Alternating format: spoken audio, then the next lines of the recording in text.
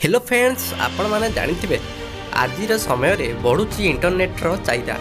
समस्त प्रकार काम पाई लोक माने एबे इंटरनेट उपरे निर्भर करूछंती। से जेउ कोनोसी काम हेउना काहेकि व्हाट्सएप रे चाहिदा वर्तमान रो समय रे ढेर अधिक रहिछि।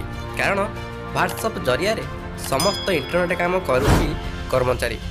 हेले वर्तमान व्हाट्सएप को नहीं एक बड़ कथा आपण को कहबा जाउछु, जहाँ आपण को निश्चय भल लागिबो।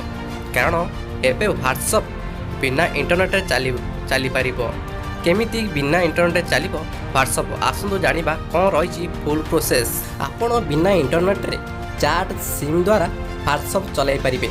एथिपय आपण को प्रथम एक चैट सिम किनिबाकू पड़िबो। आपण भाबुथिबे एई चैट सिम कोन?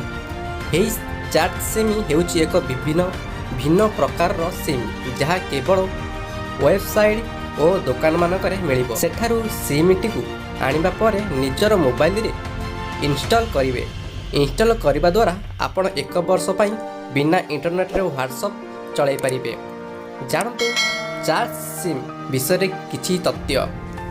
चैट सिम रो मूल्य 1800 टका रहिछि। यह एक वर्ष वैधता सह आपण को मिलिबो। परे एहाकू आपण पुणी रिचार्ज करि पारिबे। ए सिम समस्ते प्रकार मोबाइल रे व्यवहार करा जाई परिबो। सबुठु बड़ कथा हेउची एई चैट सिम को आपण देश विदेश रे मध्य व्यवहार करि परिबे।